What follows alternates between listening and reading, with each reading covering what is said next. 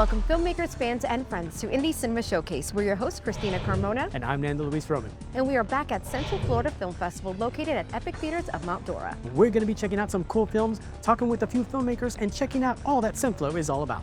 It's going to be a lot of fun, so let's not waste any time. Let's go.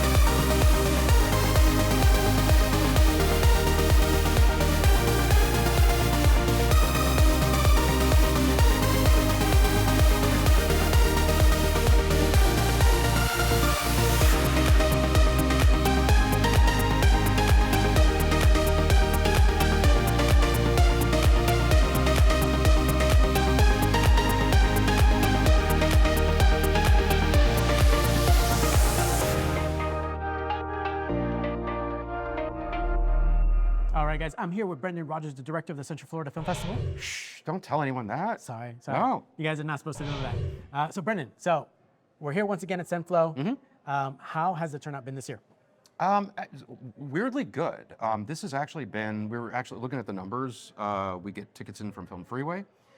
So yeah, this year it's the highest we've ever sold this year. Now, this year you guys are actually presenting an industry award to one of the most prolific stuntmen in all of Hollywood, Mr. Kim Kahana. Yeah, Kim Kahana. How is that? Tell us a little bit about that. No, it's great. So we thought he would be a perfect recipient for, it's called the Hollywood Luminary Award. That's our industry award. And, but he goes back to the Westerns. You know, he studied with the Eppers, who were a famous stunt family. He was Charles Bronson's stunt double. Yes. He's just got decades and decades and decades of history. He's got a stunt school right here in Groveland. We had the opportunity to visit it on yeah, our show. Yeah, So yeah. We know and love Kim very much. No, he's a great guy. Christina calls him, you know, her grandpa. So okay. So, but no. So we thought he would be the perfect recipient for our industry award this year. So we're looking forward to having him. That's awesome. So, you know, you guys have pretty much established yourself here in Mount Dora with Central. How has that been like working with the community around here? Great. I mean, it's built year over year. You know, it was a little bit of a, COVID made everything a little bit goofy. We had serendipitously changed the festival from September to January the year before. So it gave us a weird, by pushing it a few months forward, it was almost like a leap year. Right. So come 2021, we were back open. The theater was back open. Filmmakers seemed really, really happy to have in-person festivals again for the networking and things like that.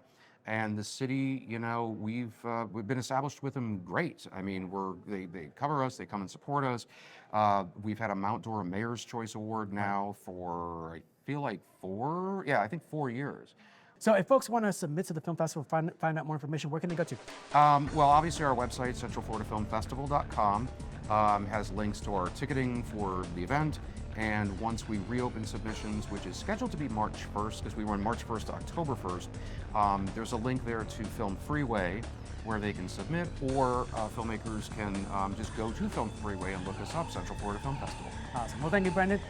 We always have a great time when we come out here to the Central Florida Film Festival. If you guys get the opportunity, please come and check it out. Check out some of their stuff online. Watch some of their films, because honestly, some good stuff come out of here. The north wind doth blow, and we shall have snow. And what will poor Robin do then? Poor thing, she'll sit in a barn and keep herself warm, and hide her head under a wing. Poor thing. Okay, V, can we talk about the weekend for a second?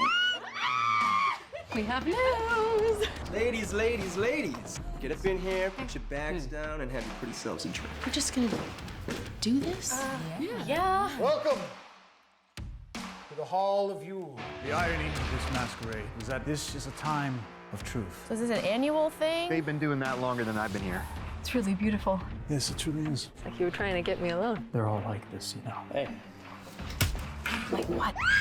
Very disappointing.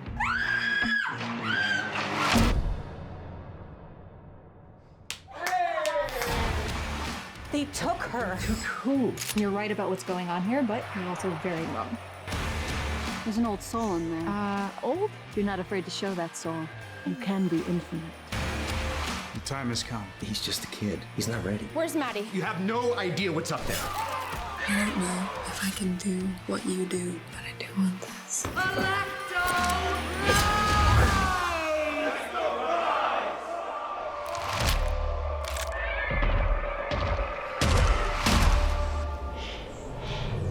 All right, guys, here in Cineflow, we run into every kind of filmmaker, actor, and I've got just like everybody. And I love this. I love this. So tell me about your film. Sure. So Every Winter Night is the story of these two childhood best friends who are coming together after it's been a bit of time since they've been together, and so they're going to an Airbnb together.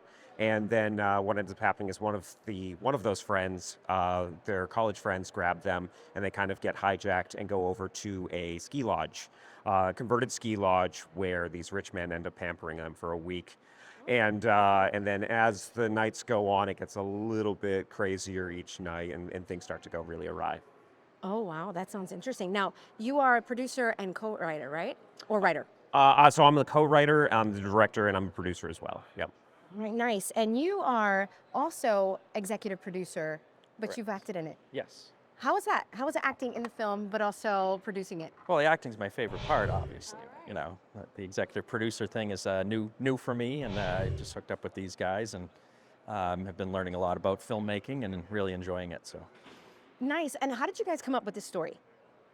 Well, that's a good question. So originally we were supposed to shoot a different movie. It was going to be a quiet family drama, and then what ended up happening was there were some situations with COVID and the SAG guidelines, so we weren't able to quite meet them. And so right before we were going to shoot and everybody was going to come together, we got canceled. And so what we had to do is we had to regroup and rewrite the script over the weekend right before everybody showed up. So we were writing it as we were going. It was based off of an old idea that I had several years ago, and we just went through all of our notes trying to find a story that we think could fit in the locations that we already had. And this is what came out. It's still kind of a fever dream, so we're not exactly sure, but yeah. And honestly, this is obviously the film that needed to be made, because it's the one that we've got, right? Absolutely. So what's next for this film? Well, we have distribution now, which is great. We just got licensed to Amazon Prime. Hopefully we'll be on there soon. And then other streamers are starting to come forward as well. So we've got another 3, and every couple of days it seems like another's popping up. So hopefully people will be able to see it very, very soon on one of those streamers. Also, the coolest thing about coming to festivals is seeing all the swag, and some people just do it so good. So let's see some of those hats. Oh, yes. There All you right. go. We have one in a Alana's hat. got the cup. There we go. I love it. Guys, make sure you catch this film. And where can we find it again? It'll be on Amazon Prime soon. It's also on a couple others, Reveal, another one that I can't remember off the top of my head, Roku as well. Yeah, so hopefully it'll be on all of the streamers soon. But yeah, Amazon Prime will be coming up in the next couple weeks. All right, guys, check it out. Thanks, guys. Thank you. All right, guys. So we're here at the Central Florida Film Festival, and I'm talking to George and Frank, two guys who made a documentary about someone who was on our show previously, Mr. Kim Kahana. Fantastic stunt performer. Guys, welcome. Thank you. So tell me, how did this idea come about? Well, it's a long story, but the short story is that 2 years ago, I met Mr. Kahana on a online TV talk show that I produce, and he was my guest, and we went through his history of film and his career. And soon afterwards, I reached out to them to basically make the documentary about his life in film. Tell me, Frank. Yeah. So working on the project itself, like how was it working with Kim? Well, that's amazing. Let me just add something before I answer that, is that before we were even allowed to do this, we had to meet him and we had to pass, I guess, if you will, his own tests. And we did, thankfully. But when we first started working with him, we were all very nervous because naturally, because of his history and who he is. But he was very sweet, very cool, very nice, and very informative. And then as we started continuing on working with him, we started learning from him. And not only did we learn from him, but we also learned from the people that we interviewed that knew him previous in life too. It was just incredible, and it was an amazing journey, an amazing project. So if folks want to find out more information about the project, where can they go to? KahanaMovie.com is the website. All the information is up there. We also have a Facebook page, Kim Kahana, the Man Who Changed Hollywood film page. You can check out there. Make friends with me on Facebook, George Buzzio. And yeah, I mean, I'm constantly posting updates about future projects about this film, which we have in development right now. So yeah, I mean, we're looking for funding, but yeah, that's a nutshell of it. Awesome. Gentlemen, thank you for joining me here today. I appreciate your time. Guys, be sure to check out Kim Kahana, the Man Who Changed Hollywood, right here at the Central Florida Film Festival.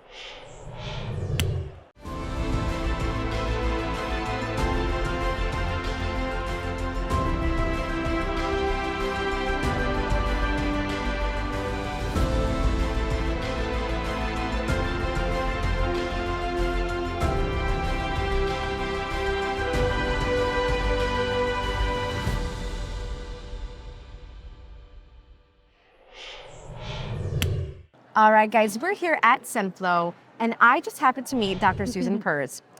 All right, so you're a filmmaker here. Are you a first-time filmmaker? Yes. You are, okay.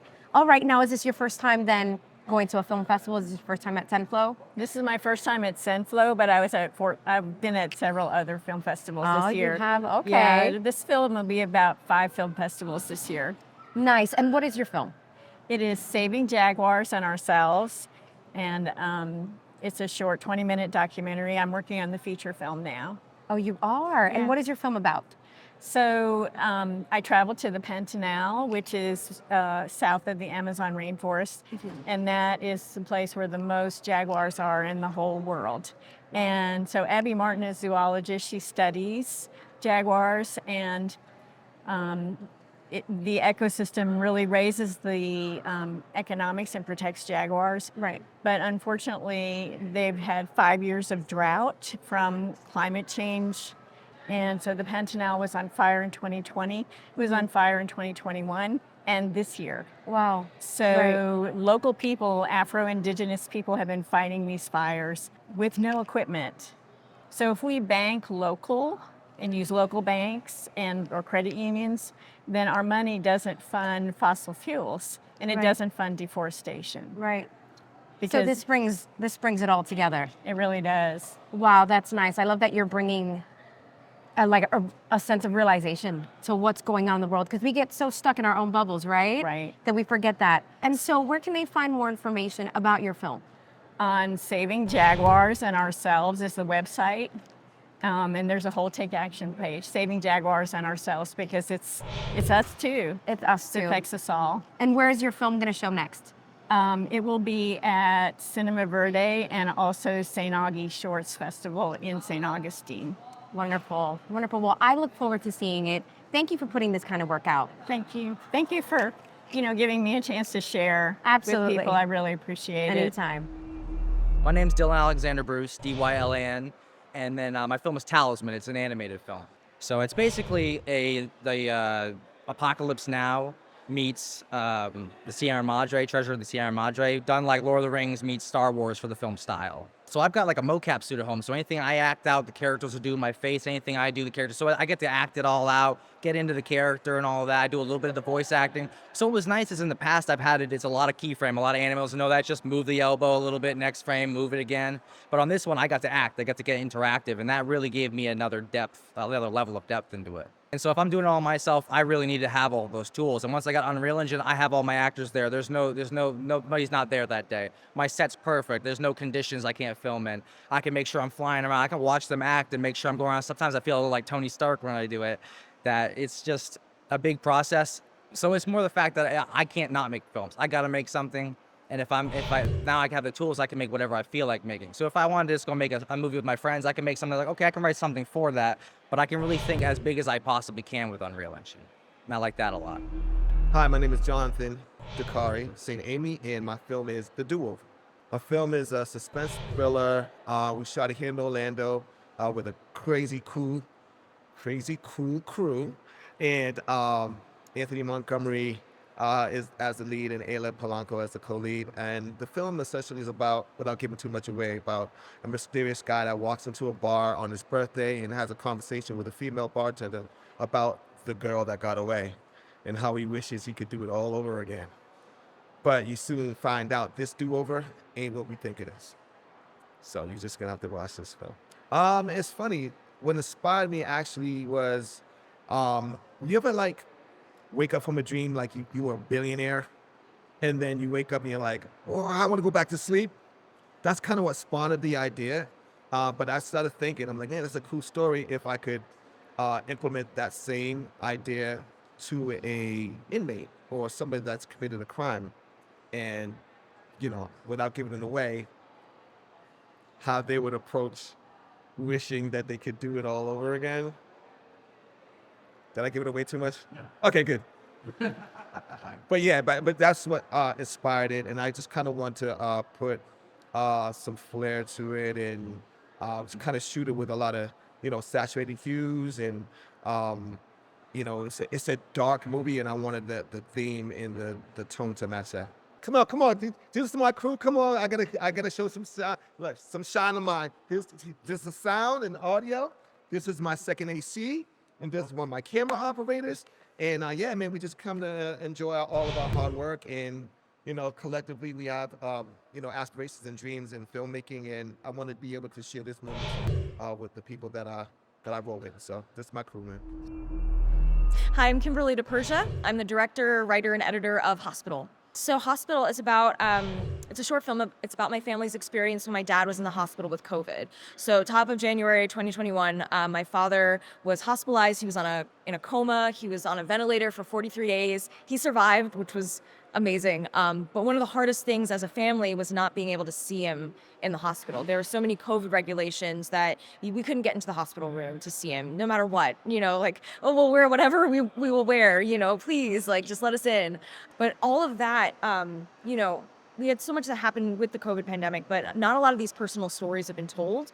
So I wanted to take what we experienced and I put it into a short film. So it's a little fictionalized. There's some, you know, more dramatical effect things that happen, but most of it, about 85%, is exact experiences that my family and I experienced through that. They can find me on all the social medias, Kimberly DePersia. You can find me, just Google me, I'm the only one that exists. I also have my film production company, which is All the Line Studio and Incubator. You can find us on Instagram, All the Line Studio Incubator, Facebook, and, you know, X and everywhere else. So, yeah. Such a great film festival. So many cool filmmakers. I loved it. And we also got to see Kim Kahana, which we adore and love. Yes, he's like my grandpa. Yes. I love him. A big thank you to Brendan Rogers for taking the time to chat with us today, as well as all the other filmmakers. Remember, if there's something that you want featured on Indie Cinema Showcase, be sure to email us at icstv@yahoo.com. And don't forget to follow us on our socials, ICSTV on Facebook and ICSTV Show on Instagram. Well, we hope you saw something you like, learned something new, or got inspired to get off the couch and go make a movie of your own. You never know, it might be good enough for us to screen on the next Indie Cinema Showcase. And that's our time here at Central Florida Film Festival. And as they say in the film industry, that's a wrap. We'll see you next time.